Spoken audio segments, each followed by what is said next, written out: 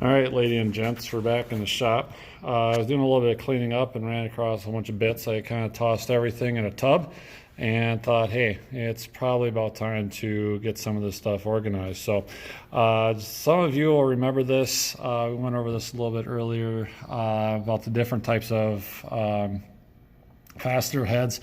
We're going to start off with, ignore this one here, but some of these you're going to recognize as just your standard flathead or slotted. Personally, I am not a fan of them at all. They're okay for screwdrivers, but once you start spinning them any type of speed, these things just, once you put this in a drill and start running it at any sort of speed, especially that one looks a little bit, focus. That one looks like it kind of got buzzed off in the corners, but you know, anything like this, once it starts spinning, that's just going to slide right out. So basically, as far as I'm concerned, they're utterly worthless. If you're really good and can keep it in there, great. The next one is kind of our standard Phillips head, four-sided, and we did quite a bit of this with small engines. This is pretty common with impact, drilled, handheld, cordless, anything, whatever. They all have different sizes, so I've kind of got these set aside. Ignore those two for the moment. You can notice that those are pretty small.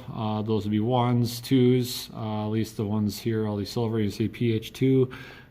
Let's kind of zoom in there. Yep, PH2, so that's the number 2. Most of your, at least like sheetrock screws, are going to be size 2. Those work pretty well. And then they start getting a little bit bigger, and then you start getting into reach in the right place. These end up being 3s, and you can kind of see at the point how well it's focusing in. There's just a lot more material there. So as you get into bigger screws, you're going to start to get those types of heads. Now I don't want to come on and go back over here to these two that I wanted to skip earlier. These will work in a drill. They do have the 6 sides on, but the clue here is they're a little bit different than the rest. Like this one has got the little notch there, notch. All the longer ones got the notches, and they will fit in, you know, something like the impact, and we'll kind of walk through that in a minute. These, actually, someone just robbed those out of a 10-piece drill, one of those like 6-in-1, 10-in-1 or whatever. And the clue is it's got the little spring-loaded ball in there that holds it in. And so this is one that they're kind of handy to have in your tool belt, because, like, for example, that little bit there has got a slotted / flathead combo with a Phillips, and same thing here, you got, looks like probably a number 1 and a number 2. So if you just got one screwdriver in your belt or in your truck or whatever you got, it's kind of nice to just have that one.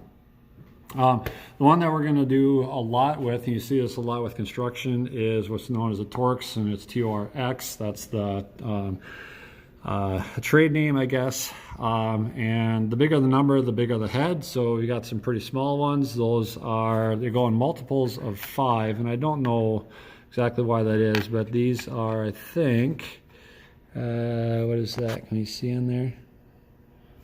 No, you can't, but it's a 15. And then we got a little bit bigger. I don't know if you can see that. Yep, there it is. That's a 20. Most of what we're going to use are 25s, so those are in the middle.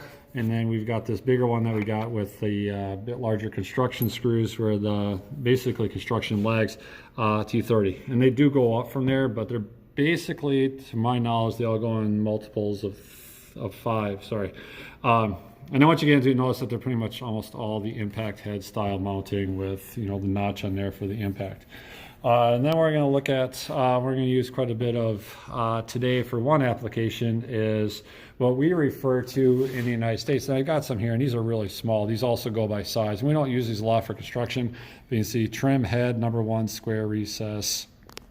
So these are, you know, these little things, these are, you know, kind of handy for trim. That's a pretty small head. If you compare it to some of these other construction screws that we'll be playing with here in a second, they leave a very low profile, so when you do run them in, they don't leave a big mess on the surface of it. So sometimes you'll see those. They work well because they're screws, obviously, so they fasten real tight and they pull everything snug. What we do have quite a few fasteners of is actually for fine woodworking, is what in the United States we call a square head, and our Canadian friends will call it a Robertson. And I'll kind of geek out here. They're kind of a fun, interesting history of why we use the Phillips head and not the Robertson head in the United States, and why Canadians really like the Robertson head. But in the United States, the ones who do use it are boat makers and furniture makers and woodworkers, largely because they don't cam out. So we got some here, and these, I'll admit, these look ugly. They were countersunk, and then I don't know what we got. There's some story going on why these look like such utter rubbish. But the nice thing about these is they don't cam out, right? They got they just like a Phillips head. They got 4 points of contact. Though what I don't like about these is inevitably they end up looking like that. And I don't know how well that shows up. This is all kind of sketchy here today, but it's basically rounded off. If you put this in probably, let me see if I got some in here, if that's the right size. Sorry, I'm doing this off camera. So this is going to, it does kind of hold in there, but it's rounded off. Basically what ends up happening is someone runs it in there and doesn't fully engage it. So it's sitting there right on the surface, and it just makes a mess of everything. It makes a mess of the head, so now the head is no longer square.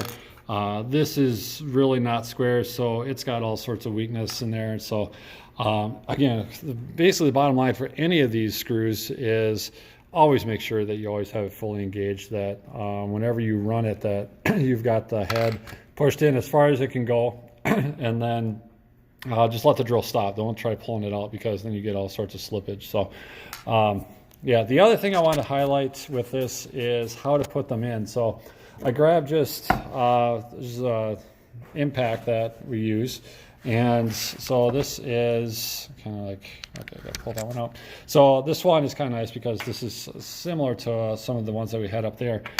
This has got two, they're the same size. I got the square head, Robertson head. Nice thing about having two is that when one side burns up, you just flip it over and you just go on. So the nice thing is, since you're going to have that much metal in it anyway, notice, I mean, the full size, it's a Torx head, but it's the same size. So all they did was they just kind of notched a groove on that side. So now it'd be like making this one effectively reversible with a tip on the end as well. So what the nice thing is with these kind is it also will just slide right in there. Trying to do this blind. But then if you're using the little ones, that's a magnetic tip in there. And so that kind of makes it also a little bit of an kind of an even faster quick change.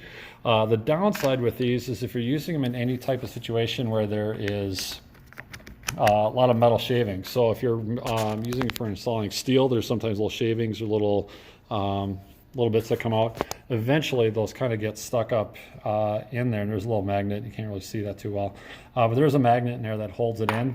If you get enough metal shavings and stuff in there, it kind of becomes a problem. So and that's where something like this is where you would use that, where if you want to change it out, just pop it off, and it works nice because you can basically turn your drill into a quick change tool. So that's about it for the difference between all the different sorts of fittings, and why it's kind of nice to have it sort of organized, unlike what we have right now.